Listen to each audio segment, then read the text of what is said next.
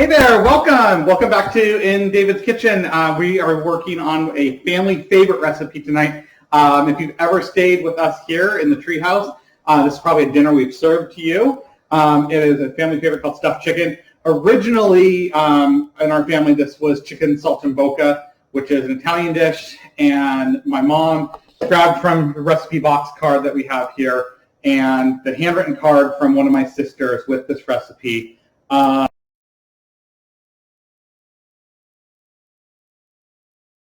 And it was always a family favorite, something that was requested all the time for my birthday, and I loved when my mom made it. As I got older, I've adapted it slightly to what she had done to it and added a couple spins and twists of my own.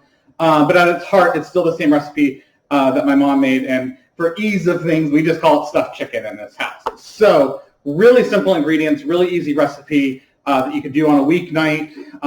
We often serve this with scalloped potatoes on the side. Just get a box of scalloped potatoes. You can usually cook them in the oven at the same time, and really easy dinner. So you need for this a stick of butter, some ground sage, breadcrumbs. I found these garlic and herb breadcrumbs. They are fantastic. Or you can also use Italian style. Just get some kind of breadcrumbs with flavor to them. Then you're going to use mozzarella cheese and prosciutto. So what you do to start off is you take your mozzarella cheese ball. You're going to use your little cheese slicer or a knife if you don't have a cheese slicer like this. You're going to cut through and make 6 slices of mozzarella cheese like this. You're going to take your prosciutto and then peel out your prosciutto, and each of your mozzarella slices is going to get wrapped in that prosciutto. So you have that prepped and ready to go. Then you're going to take your chicken breasts. You usually use 3 large chicken breasts, slice them in half, and then you're going to pound them out nice and thin. And the trick to pounding out chicken breasts, this is something I learned about 10, 15 years ago, was use plastic wrap to pound out your chicken breast. For years and years and years, I always used wax paper. Wax paper always split and never worked good. But a nice layer of plastic wrap, you can go through and just pound out your chicken breast nice and easy. So really simple to do this dish. So you got that. Then we're going to take our stick of butter, melt it in the microwave, and it's really easy to do that. And then we're just going to assemble this and get this in our dish. So this makes 6 chicken breasts. They're kind of all odd shapes and sizes, depending on you cut them and whatnot, but really easy. So we're going to take this and dip that in the butter on the one side, and then put that in the breadcrumbs. And then we have the sage. And on the sage, normally your hands are full of chicken and everything like that. So this is where a helper comes in. So this is my helper husband, and he does what we call the sprinkle, sprinkle, sprinkle, sprinkle. So we put the sage on there, grab one of our packets of pre-made roll there, get a little extra breadcrumbs on it, and then put that in our dish. So we're going to repeat that for all 6 of our chicken breast pieces. And then sprinkle, sprinkle, sprinkle, sprinkle. And funny story on this sage bottle. This sage bottle, it's not the actual still sage in it, but it's a gift from my sister Anne from many years ago. What year is on that bottle? This was from 2002 from Ann and Dee. So that bottle's been with me for 18 years as a gift from Ann and Dee. She grew sage in her garden and sent that out as a Christmas present to us 18 years ago, and I still use that bottle today. So Sprinkle, sprinkle. Always makes me think of my sister when I make this. It makes me think of my family because this was a family dish. My mom used ham, of course. My mom wasn't going to be using prosciutto when we were kids.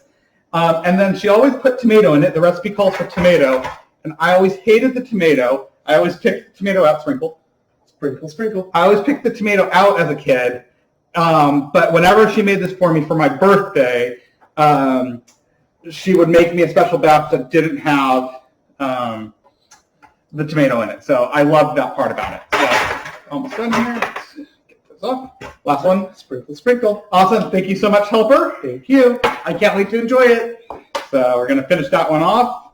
So now we have our 6 chicken breasts in there with the butter, all that. This extra butter that's in here, not the whole amount, but what you're going to do, put about maybe a third of it in there. Just, butter makes everything better. Don't put it like over the chicken. Put it like in the base there. And one thing I forgot also, in your baker, is you want to spray it down ahead of time with some nonstick spray.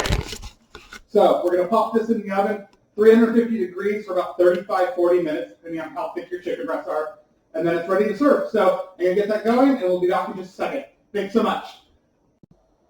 Hi there, welcome back. So our chicken's been cooking in the oven for about 35 minutes, and we also did our side dish of some cheesy scalloped potatoes. And I want to talk about this and how to cook these together, so I mentioned that as a great side dish to go with it. So one of the things with it is your temperatures, like what temperature do I use, because the chicken's at 350, and a box of potatoes like this says 450, and you're like, well, am I going to get the potatoes cooked or not? This is 450 for about 20 minutes. So what I have found in making all of these is while I'm doing all that prep work, I have the potatoes in the oven for about 7 to 10 minutes at the 450. When I pop the chicken in the oven, I turn it down to 350 and then cook the chicken for the 35 minutes. And that cooks the potatoes then at the perfect time, temperature, and everything, and we get perfect potatoes as well. So I'm going to pull everything out of the oven and get ready to serve our dinner. So let me grab this out. We have some gorgeous scalloped potatoes there.